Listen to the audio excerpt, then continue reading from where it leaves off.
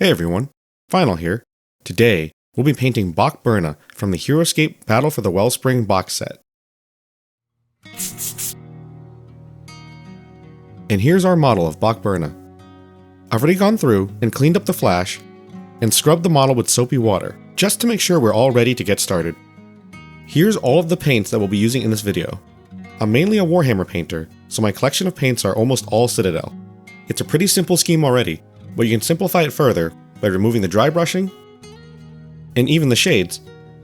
The end result will suffer a bit, but if you just want it quick and easy to get on the tabletop, here are the minimum colors that I suggest that you use. I'll be showing all of the steps anyway in the video, but feel free to skip around as needed. I've gone ahead and primed them with Grey Seer spray. I think it's probably the most neutral spray that I have, and is a good jumping point for the rest of the painting. So the first color that we'll start off with is Rakarth Flesh. I'm trying to match the army card as close as possible, and I think that Rakarth Flesh, after a little bit of work, should get us pretty close. So we want to put on a nice, even and thin coat, starting with the head, and the arms, the back, and the legs. Here's how he looks after one coat. Don't worry if it looks too splotchy or thin, that's why we need a second coat. After the first coat is dry, we can start up with our second coat of paint. And here he is after two thin coats.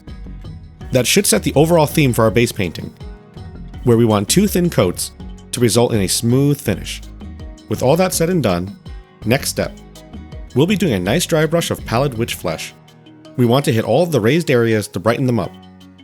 It might look a little bit weird now, but it'll help us out on the next step. So here's how he looks after dry brushing the Pallid Wych flesh.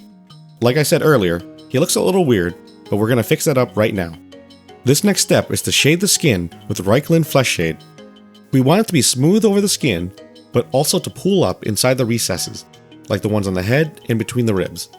These will end up resulting in shadows and give the skin some more depth. Don't worry if it pools too much. You can just rinse off your brush and use it to soak up the excess. And here's the result after shading all of the skin. Shade paints take a lot longer to dry, so I usually leave this about half an hour to an hour to make sure everything is solid for the next step. And here we are, with the shade paint all dried up. You can see why we did the dry brush with Pallid Wych flesh before. It really helped to brighten up the raised areas on the muscles, the ribs, and the face. And it contrasts nicely with the shadows inside the recesses. With the skin done, let's move on to the next part. For the pants, I'll be using Corvus Black. I'm being extra careful around the skin areas, because even though it's fixable if we mess up, it really takes a lot of work and will slow the whole process down. I'm using the same Corvus Black for this little tailcoat section. I've seen a lot of people paint it a different color, but the official paint guide has it all the same, so I'll keep it the same as well. And of course, a second coat. And that's how it looks after the second coat dries. The next step is a dry brush using Eshin Grey. This will be using a heavy dry brush, so that it can color in everything that's not a recess. What this will do is make the shadows more prominent. We just really need to be careful and avoid hitting any of the skin. So here's what it looks like after the heavy dry brush. The pants look gray now, but at least you can still see the shadows inside the creases. Now we'll go in for a wash using Nuln Oil. Again, we want to make sure that it pools into the recesses. And after giving the wash about half an hour to dry, here's what it looks like. The gray is a lot darker now, closer to black, but we still see the shadows stand out. Next up, we'll be using Rhinox Hide for the straps and belt. For this one, we really have to be extra careful because it's right next to the skin and it's a lot thinner than the other parts we've painted so far. Once those are done, we can move on to the pouches, which are a little easier to paint. And once we're done with the Rhinox Hide, we'll go in and wash it all with Agrax Earthshade. It won't need to pool too much on the straps or belt, but we can let it pool between the pouches. And if it's pooling too much, we'll just rinse off our brush and soak it back up. Now time for another dry brush, this time using Gorthor Brown. We don't need too much of this, but we also don't need to be super neat on the Rhinox Hide.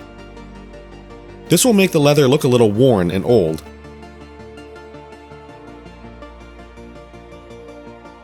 And that's the end result. Now's a good time to go and look around the model to find any spots that might need fixing. Anything that needs fixing on the skin, we can use a little bit of Rakarth Flesh. While for the pants, we can use a little bit of Eshin Grey. Now for the metallic paint, we'll be using Leadbelcher. We'll be aiming for the sword blade, the shoulder guard, his little gun, and very carefully on the belt loops and buckle. There we go. Now Bok-Bur-Na is taking shape. Leadbelcher takes a little bit longer to dry compared to the other base paints that we've been using. We'll give it about 10 minutes before the next step. Once that's all nice and dry, we'll move back to everyone's favorite, Nuln Oil. We're going to wash all of the metal. That'll give it some depth and dirty it up a little bit. After about an hour drying, here's the result. The metal is looking pretty dull now, so we're going to brighten it back up a little bit by dry brushing Stormhost Silver. For this step, you can do as little or as much as you want. As you keep dry brushing, everything will start looking newer and newer, so feel free to stop whenever you want. I think that's good about right there. It still looks pretty old and worn, but at least the edges look sharp and bright. And you'll want to dry brush the gun as well. Again, the more you dry brush, the newer the gun will look. Same goes for the shoulder pauldron. And here's the result. Everything looks old and worn, but not dull and boring. Alright, we're in the home stretch. We'll be using Nagarroth Night on these cables. It's kind of hard to paint these parts while recording, so apologies if it looks kind of weird. Just make sure that everything is nicely covered and smooth. And also, don't forget about the sword. And here we go, with 2 thin coats of Nagarroth Night. Now, we're going to go in and do one more dry brush using Genestealer Purple. We'll want to do another heavy dry brush to hit everything except for the recesses, but also we need to be careful that we don't hit anything else, because this is a really bright purple. You can see the color variation on the cables after the dry brushing is done. And to finish these cables up, we'll bring back our old friend Nuln Oil to wash the whole cable. So while the shade is drying, we can actually move on to the next step. We'll be taking a drop of Blood Angel's Red contrast paint and very carefully dropping it into the eye socket.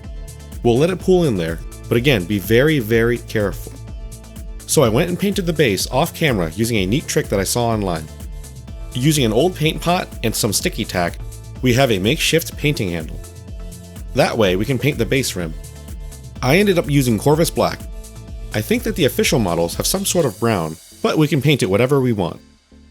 And once everything dries up, we're all done. If this model is going to see a lot of playtime, we'll probably want to think about some sort of varnish. You don't want to go through all this effort just to have the paint come off on your hands. But, for the time being, we've brought Bok-Bur-Na from the Battle for the Wellspring box set to life. Hopefully you found this color scheme and video helpful, and if there's any other models that you'd like to see a tabletop-ready tutorial for, let me know.